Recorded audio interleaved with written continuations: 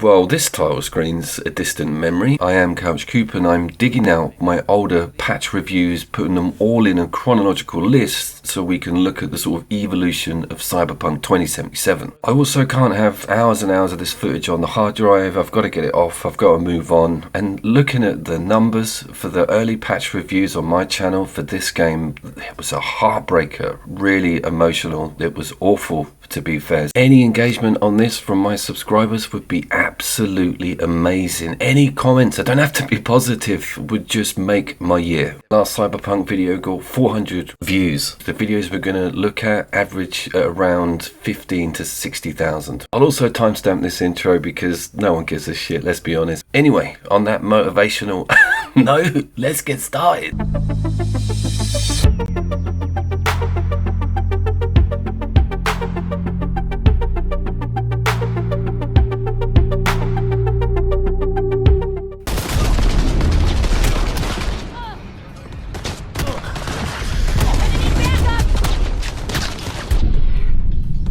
Holy crap, it's Cyberpunk base game running on the PlayStation 4 Pro. This was the month of launch. I got it on week of launch, didn't get it early or anything like that, and we were all well aware of the PC release and how amazing that was looking, how all the big name reviewers were just shoveling out lies. It was a hell of a time to be a YouTuber. This doesn't look awful. There were obviously loads of behavior adjustments that were made on the NPCs, but the graphics at this stage, not completely turning you off, but there was a lot more to it. Check out this pop-in that came in on the Pro and base level machines. We're not even going to get to the disaster that was the base level Pro launch of this game, but problems everywhere. It's still interesting to walk around and see this game looking like this though.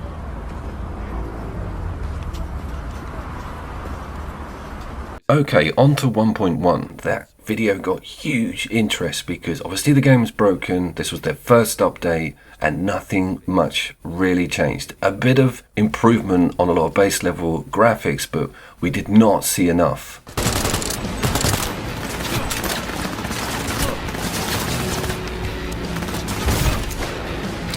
So we then jumped straight to 1.05. These patches weren't released precisely on a numeric basis. They kept changing it and they kept jumping numbers. It was very difficult to sort of stay on top of where we were up to when doing the research for putting these clips together. Also, this game launch or these problems span a whole console generation for me. I get a PlayStation 5 right in the middle of all this debacle. Also get hacked as well. My whole YouTube and Google profile gets taken down for an entire month and all of my hard work with the algorithm is put in the bin. That's a story for another time. This particular patch promised a lot of technical fixes and it hadn't fixed the AI intelligence. They hadn't gone near any of that yet. The combat was absolutely abysmal at this stage. Just looking at some of this almost makes it unrecognizable on a combat level. Okay, it's time for 1.06. Now this I remember was a big jump in graphical improvement and the frame rates running the game a lot better. You had some issues with the car travel and pop-in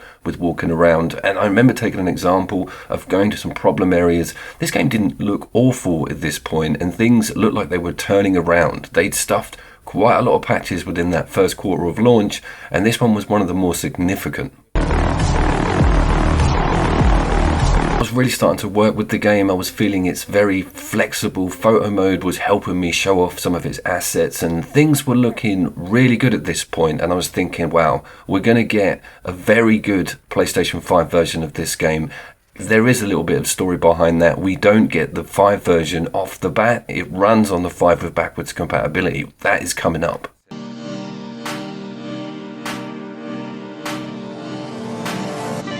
This is patch 1.2. This one was huge for me. This is the PlayStation 5 running the game on its backwards compatibility level, and they also put in some self-writing and adjusting aspects to the vehicles.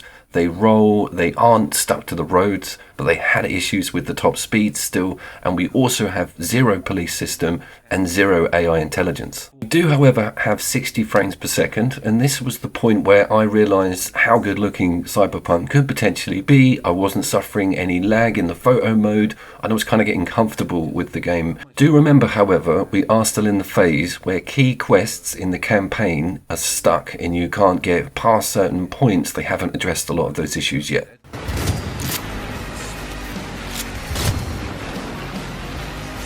So almost on cue, 1.23 sorted out that early issue in the lobby at the start of the game where you had issues with the lift, a guy getting in, NPCs getting stuck. I replayed the campaign and had no major issues. There was a huge step forward there.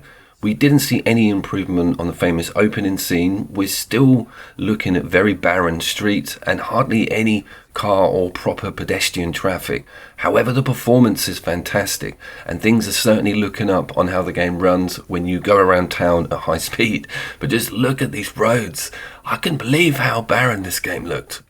Moved up to patch 1.5, by the way, and there is just nothing major to report, but there is an adjustment on the NPC enemy characters, be it random, be it gang members, getting a little bit more feisty, moving towards cover, coming towards you, separating, almost communicating like normal enemy NPCs in a video game. So 1.52 also saw a massive reduction in duplication on NPCs within the city, and we also saw CDPR start to look at the vehicle and vehicle mechanics. There was different buttons put in, there was a decent handbrake action put in, you got given a free car, I remember that, but everything started to feel a little bit more natural with the way the vehicles behaved. The top speed thing was still yet to be looked at.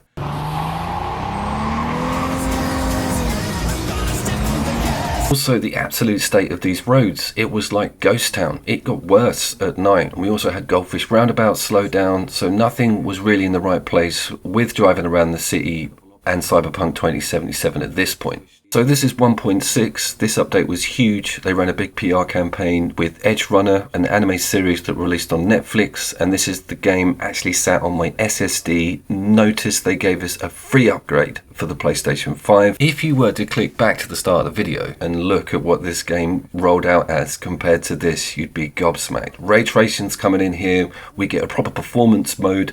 Everything is starting to come together with Cyberpunk on the current gen systems. Walk of Fame, also not too bad. Very low population. On this particular example, I remember doing it early to get the fog, and we saw a lot more weather implementation. Wind and dusk, haze just seemed to be a little bit more lively with the meteorology. Also whacked in one of the most annoying cosmetic updates possible, and that was people getting umbrellas out when it rained. I have still not caught it raining since this update, but you do see the reflections on the pavements. Everything is now stepped up. This is a gorgeous looking game now.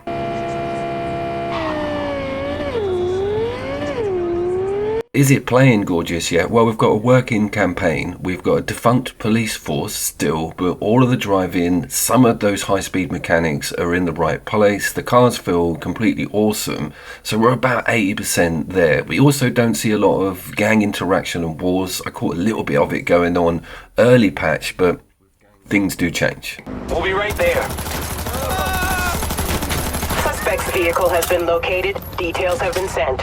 In Bowls 2.0 with on-vehicle combat added, and the car even having a remapping on some of the controls. There's a rework on the view itself. Have we seen an injection of NPCs on this opening section? No, but hell, it runs like it nearly did on that demo we saw in 1998. There is now an active punishment and police system though, with vision cones and circles to get out of. They come looking for you, they flank. There's even policemen on motorcycles that give you crap. This was the promised land, and it took them 16.05 patches to get there. I'm not going to complain. The game got me a hell of a lot of traction for the channel, and it hasn't cost me anything at all to see all these improvements and enjoy it on the PlayStation 5. My PlayStation 4 PS4 copy is the same one I bought on launch day for the Pro. Will I play the Phantom Pain Liberty Menace? Yeah, of course I will, but as I mentioned at the start of the video, the channel's not having the best of years. Things might improve. It might be worth me making that purchase and showing it to you. I'll leave you guys with one of my overly indulgent and way too long outros, and I say from the bottom of my heart, please like and subscribe to keep this channel going.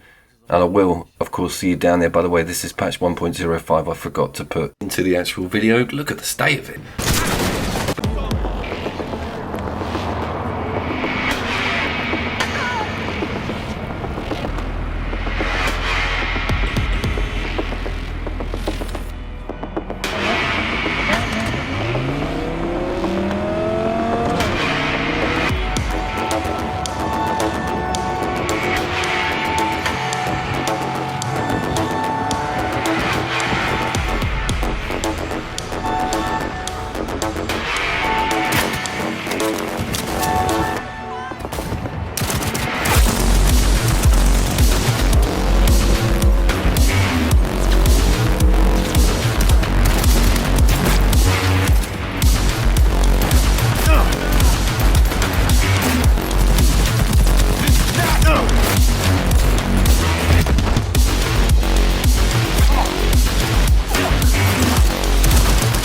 All nearby units, the suspect is still at large in the area.